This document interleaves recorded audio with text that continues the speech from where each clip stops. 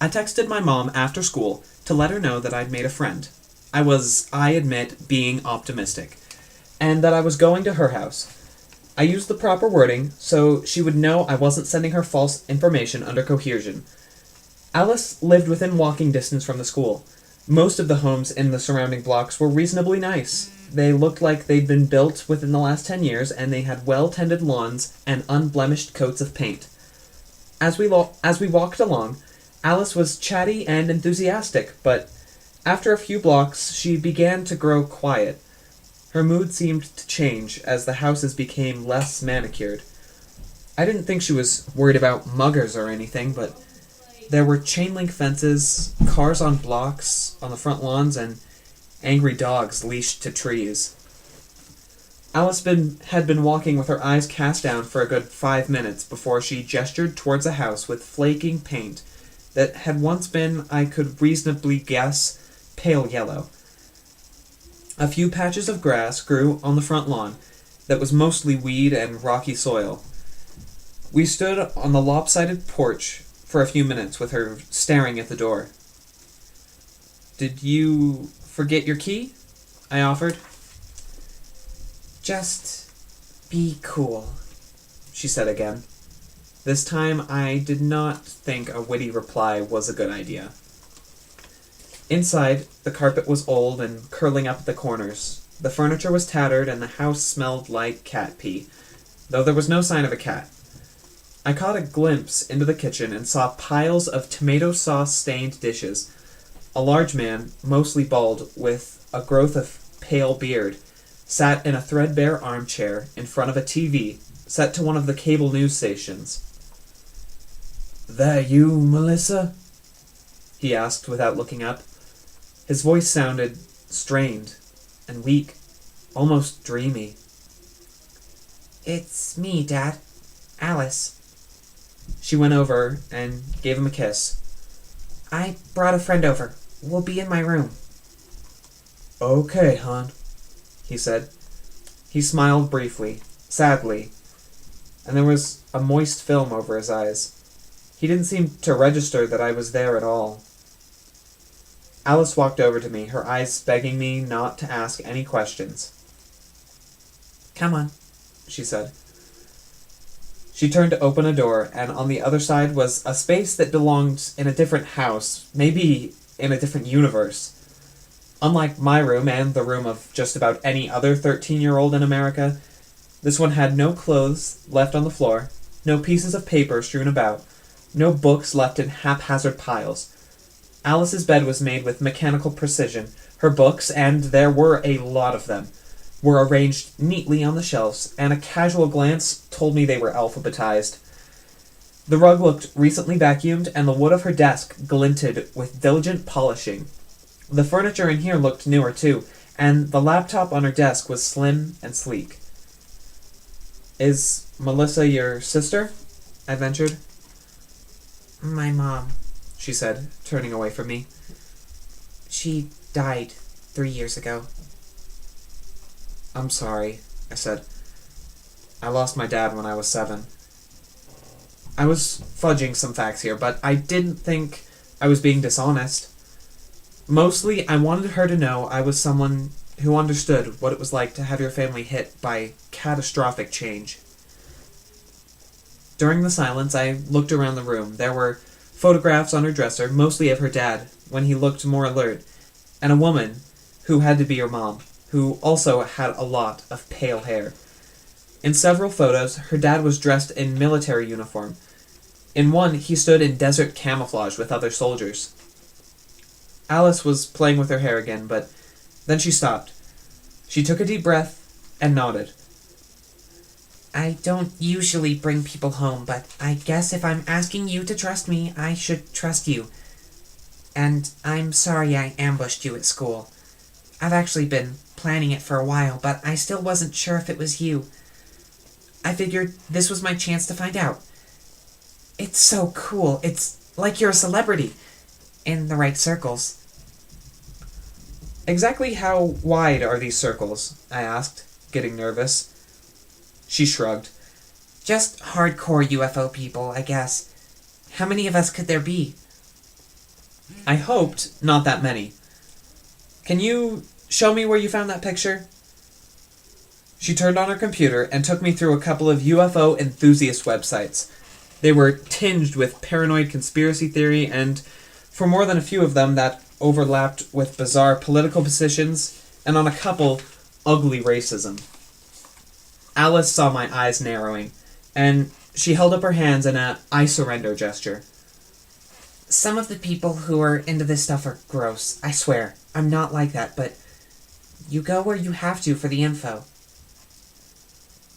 For about a week before my departure into space last year, the Confederation had been flying shuttles between their main ship and our planet. They had tried to be careful, but there are always mistakes, and a lot of people had reported seeing UFOs during that time. Apparently, some of the more politically aware people on these sites had looked into the president's schedule during the week of the UFO sightings, and someone had gotten very lucky. Alice called up a picture of me, the boy with the stupid haircut, talking to the president in my driveway. On its own, it probably wouldn't have meant anything, but there was another picture of me at Camp David, and there was a picture of a Confederation shuttle flying above Camp David. The shuttle was moving so fast it was hardly more than a metallic blur, but you could make out that it was rectangular and wingless, clearly not an airplane or helicopter. People in the community have been trying to figure out the deal with you for months now, she told me, sitting down on her bed, looking at me with wonder. And now, here you are, in my room. I sat down next to her. Alice, you seem like a nice person, and believe me, I get the enthusiasm. There are things I dork out over too, and I love talking to other people about that stuff. Maybe you want to be a big shot, go on the discussion boards and sort of hint that you found the boy with the haircut.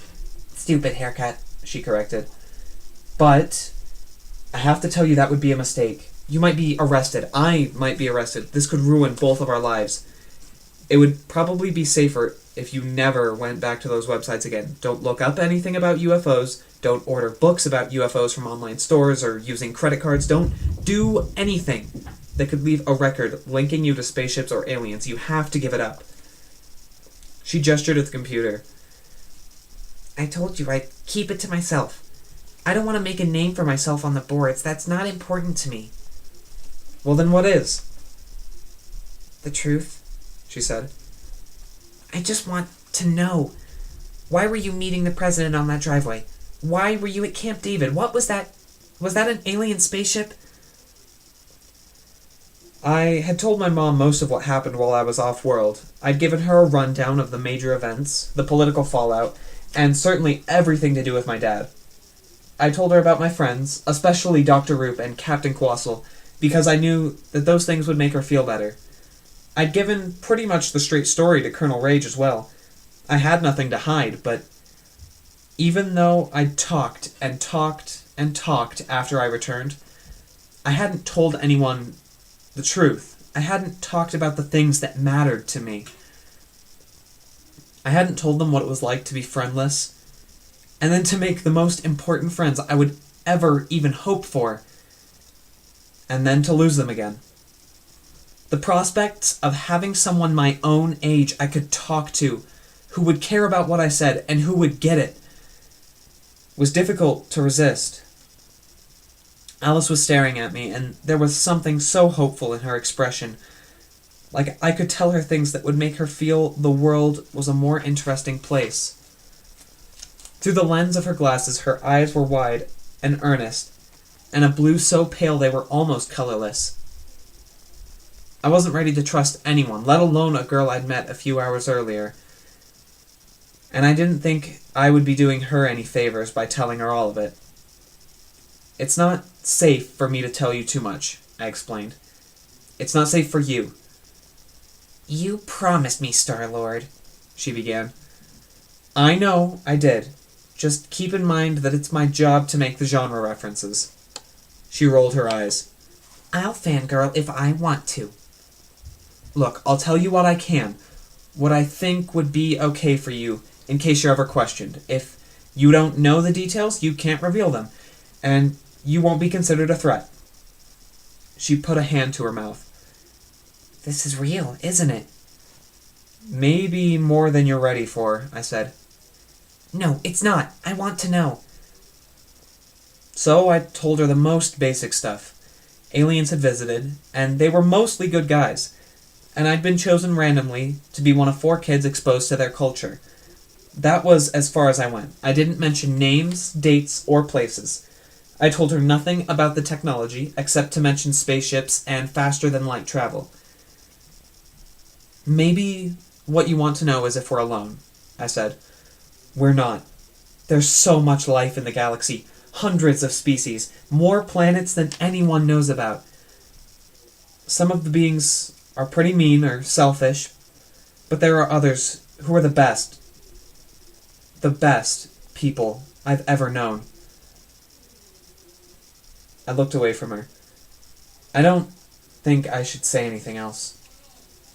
She stood up and began to pace. Then she stopped and looked at me. Are they coming back? I don't think so, I said. Things went badly. Please, don't ask. I can't tell you. She studied my face. You know how I know you're telling the truth? I shook my head. Because talking about it makes you sad. I didn't say anything. Alice went over to her computer, called up her browser, and proceeded to delete all of her UFO-related bookmarks. That in itself meant nothing. She could call them up again in an instant, and I had no idea if she was playing me or not, but I had a gut feeling she was being sincere. I don't need them anymore, she said. I just wanted to know. And now I do.